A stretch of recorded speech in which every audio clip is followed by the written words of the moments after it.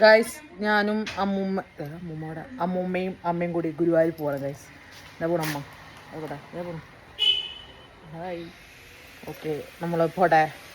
അമ്മൂമ്മോടെ നിൽക്കണ്ട ആരോടാ സംസാരിക്കുന്നത് ബ്ലോഗാന്ന് അറിയുന്നില്ല ചേട്ടാ. നമുക്ക് പോയിട്ട് വരാം. അമ്മൂമ്മ ഹായ്. നമ്മൾ കാറിലാണ് പോകുന്നത് ഗൈസ്. അമ്മൂമ്മ കുറേ നാളായി ഗുരുവായൂർ പോകണം എന്ന് പറയുന്നു. അപ്പോൾ ഞാൻ വിചാരിച്ചു കൊണ്ടുപോകുന്നു. എവിടേക്ക് പോകണം അമ്മൂമ്മ? എവിടേക്ക് പോണേ പറയോ അമ്മൂമ്മ പറയോ? എന്ത് ചിരിക്കുന്നു? ബസ് ഇവിടെ ഇതാണ് ബസ് സ്റ്റോപ്പ് കേട്ടോ. ഈ ബസ് സ്റ്റോപ്പിന്റെ ഇവിടെ നിന്നാണ് ഈ ബസ് ഇങ്ങനെ പോകും. ഇവിടെയാണ് ലാസ്റ്റ് ബസ് വന്ന് നിർത്താം. പുല്ലഴി ബസ് തട്ടു. നമ്മളങ്ങനെ ഗുരുവായൂരെത്തി. പറയാ മഴയ്ക്ക് മുമ്പ് എത്ര അമ്മൂമ്മനെ എടുക്കും. അമ്മൂമ്മ അതൊക്കെ നടന്നു. അവിടെ തന്നെ പ്രാർത്ഥന തുടങ്ങി ഗൈസ്. അമ്മ കൃഷ്ണനെ വിളിച്ചിറക്കുക അമ്മേ. ഓ പാവം അമ്മൂമ്മ ഞാൻ ഓറഞ്ചാ ഗൈസ്. പിച്ച വെച്ച് നടന്നു വരാണ് അമ്മൂമ്മ.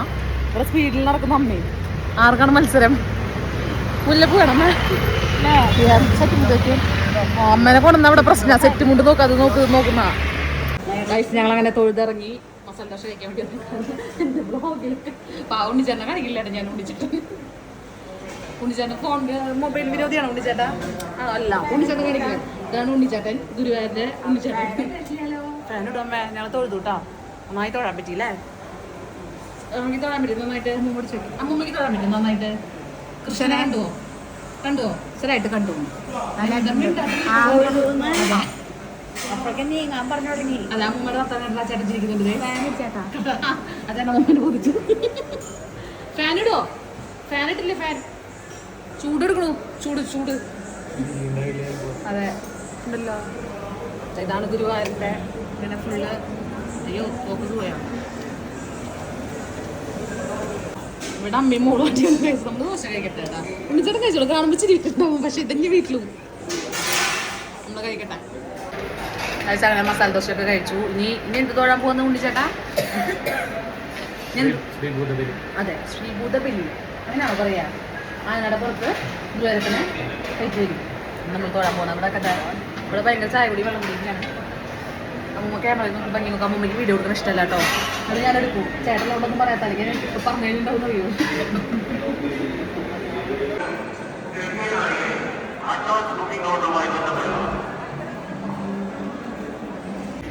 ഗായ്സ് അങ്ങനെ ഞങ്ങൾ ഗുരുവായൂർ തൊഴുത്ത് നടന്നു വരികയാണ് അല്ലേ അമ്മൂമ്മ? അതെ. സന്തോഷമായോ? ബാക്കി കാറിൽ വന്നിരുന്ന് പറയാം ഗായ്സ്.